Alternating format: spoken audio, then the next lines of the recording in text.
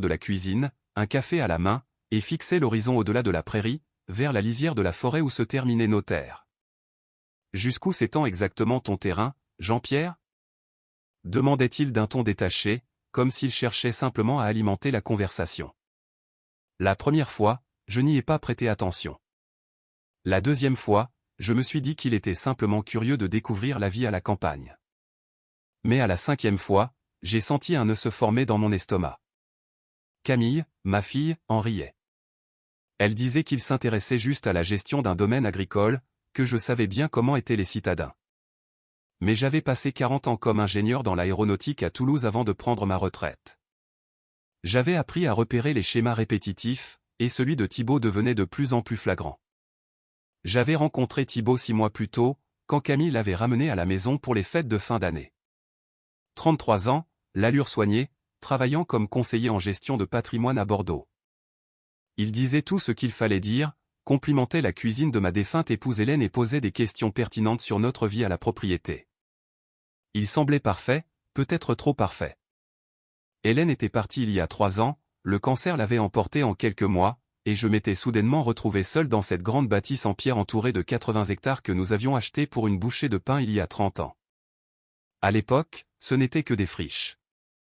Aujourd'hui, avec l'étalement urbain de Bordeaux, les promoteurs tournaient autour comme des vautours.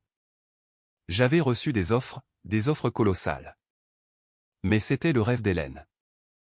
Je ne pouvais pas vendre son rêve. Camille le comprenait. Elle avait grandi ici, aidant sa mère à planter le jardin qui fleurit désormais de manière sauvage chaque printemps. Après le décès d'Hélène, Camille venait me voir tous les week-ends, craignant que je ne sombre dans la solitude.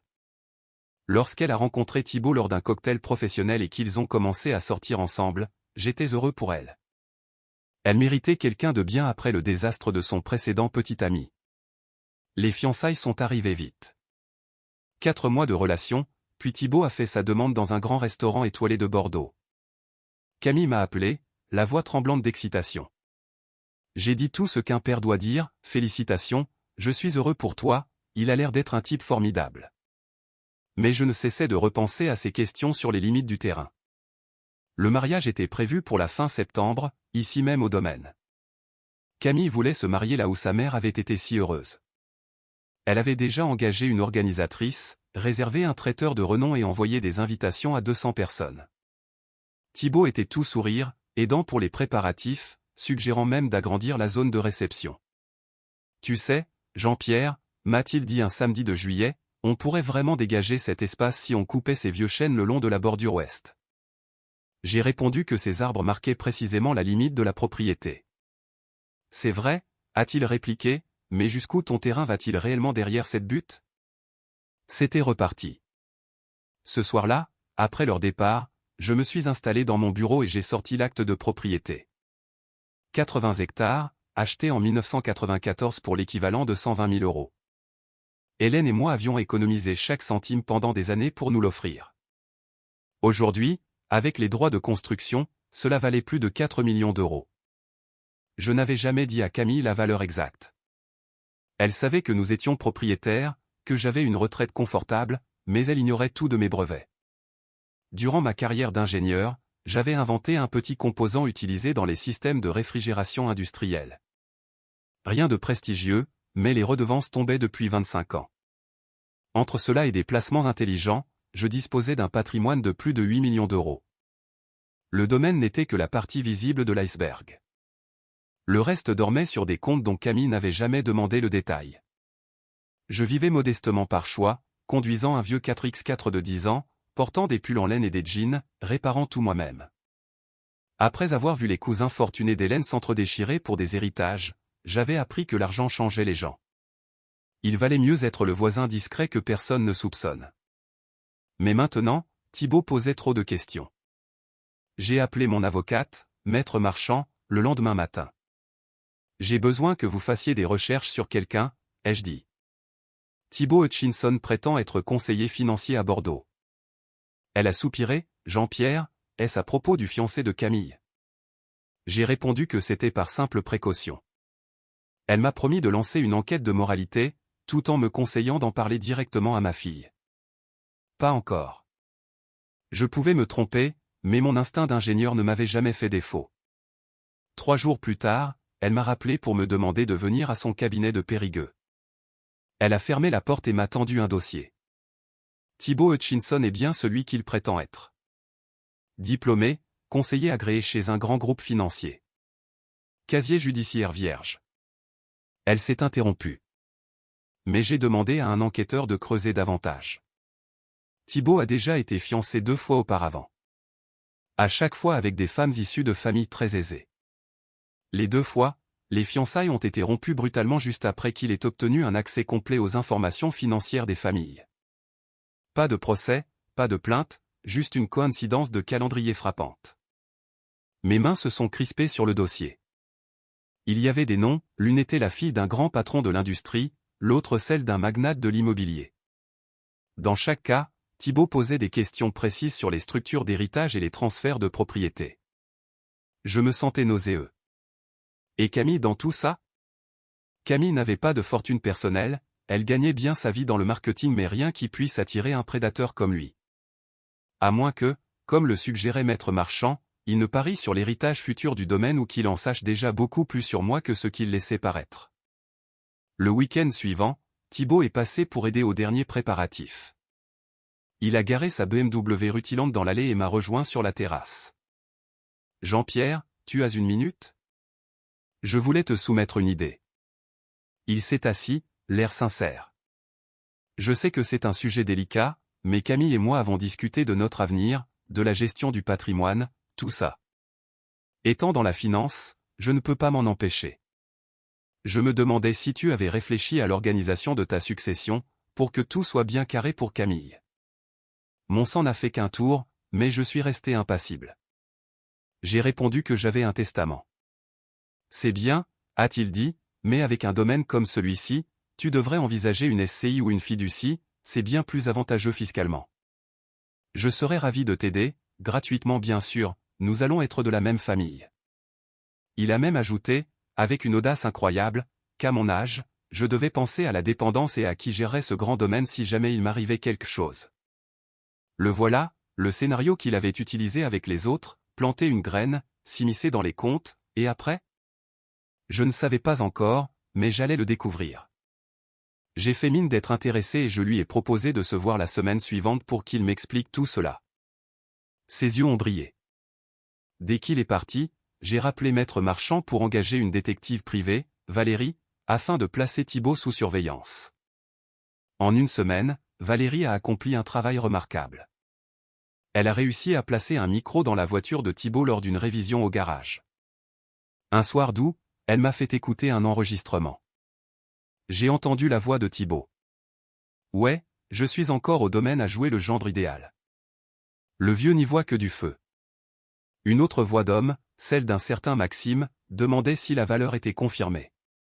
Thibaut répondait, j'ai vérifié au cadastre. 80 hectares achetés en 94 pour 3 fois rien. Avec les projets d'urbanisme, on parle de 4 ou 5 millions minimum. Et le vieux doit être blindé, il vit seul, n'a aucune dette et a travaillé 40 ans comme ingénieur. La fille n'en a aucune idée, elle pense que son père est juste un petit retraité de classe moyenne. Mon plan est simple, je l'épouse en septembre. Je passe un an à être le mari parfait. Je gagne sa confiance et j'obtiens une procuration totale sous prétexte de l'aider. Un vieil homme seul, un accident est si vite arrivé, une chute, ou un peu de sénilité. Avant même qu'il s'en rende compte, il sera en maison de retraite, je gérerai tout et Camille héritera. On divorcera avant qu'elle ne comprenne, et je repartirai avec ma part. Maxime riait en le traitant de salaud, ce à quoi Thibaut répondait qu'il était juste un homme d'affaires pragmatique, que les précédentes étaient trop protégées par leur père, mais que cette fois, c'était le coup parfait car j'avais l'air d'un provincial sans aucune méfiance. J'ai éteint l'enregistrement. Je tremblais de rage, mais la colère ne sauverait pas ma fille. Il me fallait une stratégie. Maître Marchand m'a suggéré d'aller voir la police, mais c'était une conspiration criminelle difficile à prouver sans témoin solide, et Camille ne me pardonnerait jamais si je brisais son bonheur à 3 semaines du mariage sans une preuve irréfutable. Elle penserait que je cherche à la contrôler. Je voulais qu'elle l'entende de ses propres oreilles, devant tout le monde, pour qu'il ne puisse pas s'en sortir par des mensonges. Durant les 2 dernières semaines, j'ai joué la comédie du beau-père confiant. J'ai laissé Thibaut me faire signer des documents qu'il croyait être des procurations, mais que Maître Marchand avait secrètement remplacés par des feuilles sans valeur juridique. Le jour du mariage est arrivé, une magnifique journée de septembre sous le soleil du Périgord. Les invités remplissaient le jardin. Camille était sublime dans sa robe blanche, portant les perles de sa mère. Je l'ai conduite à l'hôtel improvisé, le cœur brisé en sachant ce qui allait suivre. « Je t'aime papa », m'a-t-elle murmuré. « Moi aussi ma chérie, pour toujours. » La cérémonie a commencé. L'officiant parlait d'amour et d'engagement. Thibaut était là, impeccable dans son costume, affichant son sourire de prédateur. Mais au moment de l'échange des vœux, alors que Thibaut s'apprêtait à dire « oui », Camille a sorti un petit papier plié de son bouquet et me l'a tendu. Ses yeux étaient remplis de larmes. J'ai ouvert le papier. 3 mots écrits de sa main, « Papa, aide-moi ». Tout s'est arrêté. Elle regardait Thibaut, le visage livide, et j'ai compris qu'elle savait. Je me suis levé et j'ai ordonné d'arrêter la cérémonie. La foule a murmuré. Thibaut a tenté de faire bonne figure. « Jean-Pierre, qu'est-ce qui se passe ?» Camille a pris une respiration saccadée et a lâché, « Je l'ai entendu. Hier soir, je suis allé à son hôtel pour lui faire une surprise et je l'ai entendu parler avec Maxime. Il disait qu'il allait provoquer un accident pour mon père une fois qu'on serait mariés. Qu'il allait tout nous prendre. » Thibaut a rougi violemment, criant qu'elle délirait, que c'était le stress du mariage.